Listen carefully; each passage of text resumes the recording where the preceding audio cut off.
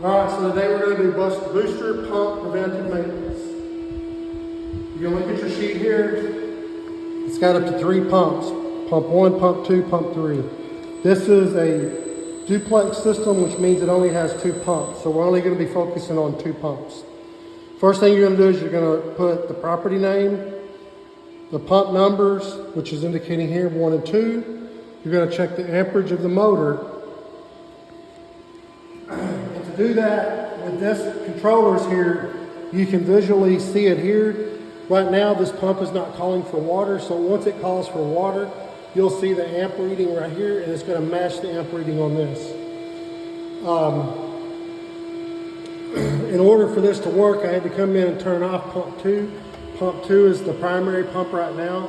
These pumps should alternate, meaning 1 week, this is the primary pump, this is the backup. The next week, this would be the primary pump, this would be the backup.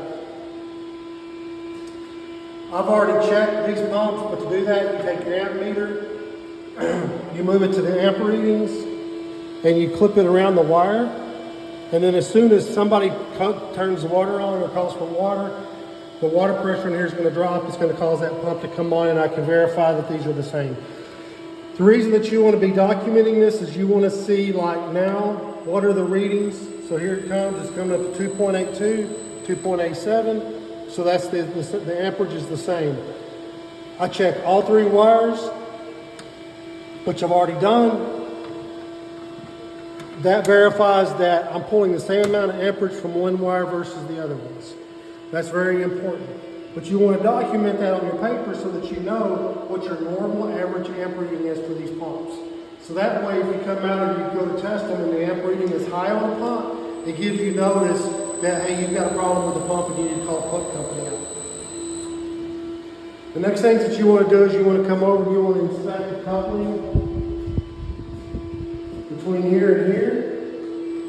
And you want to verify that everything looks good. There's no water coming out of this coupling. If water's coming out of that coupling, then that means there's a misalignment. And to get to that coupling, you simply take this shield off, 2 screws, one on each side of the plate, and you have 2 plates. There's no problem here. I want to come in here and I want to look at all of my electrical connections inside this panel. It's a good idea to take really good close-up detailed pictures so that as you're moving these wires, if a wire comes out, you know where that wire goes, so there's no questions about it. A lot of people don't do that. You want to check, make sure everything is good and tight. Keep your hands away from the connections, just touch the plastic. Everything is good and tight. I'm pulling on my 3-phase here. It's all good and tight. So I know all of my electrical connections are all in good shape. This one doesn't have visible contactors where you can see them, or starters, but if you do, then you want to look at those as well. Check for any visible water leaks on your entire pump system from your intake, which is back here, goes through the pumps, increases the pressure. This is your outlet. So you want to look for any leaks that you could have. You want to grease the bearings. Greasing the bearings is very simple. You have your grease gun. These pumps, motors have 2 different places to grease. You'll simply put your grease and grease it about 4 or 5 times. You'll want to do both of those.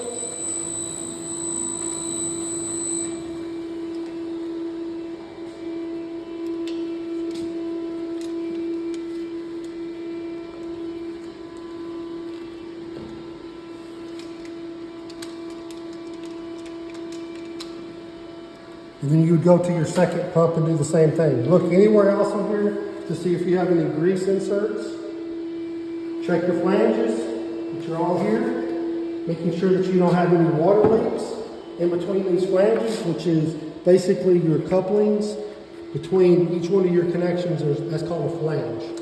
So you want to check all of your flanges. Check the oscillation pads, which is basically these bolts right here. You want to make sure that they're tight. The overall condition of it looks good. And then you're going to save this in the computer and input this in so that we've got the documentation. You also want to listen for your motors. You want to see if they're quiet, are they making noises, what are they doing? The second thing here is on this controller, and most controllers, you're going to have an intake, which has this fan that's pulling air through here, and you're going to have an exhaust, which is on this side. They have a filter. I've already removed it so that you can see it's dirty. And I'm just simply going to wash this filter out.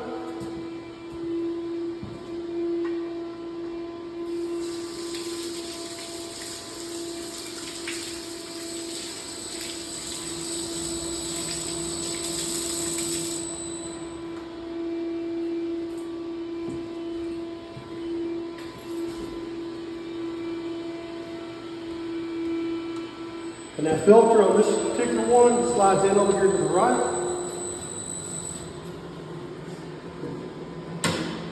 This goes in, the label's at the bottom, push it in, and then push it down to lock it in place. In order to, like I said, in order to test the pump 1, I had to turn off pump 2. So now I'm going to go ahead and turn pump 1 back on.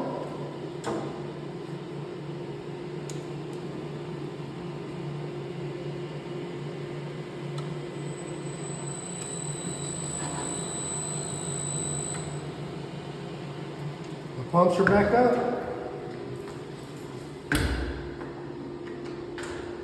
And I will lock this door. And that's your preventative maintenance for your booster.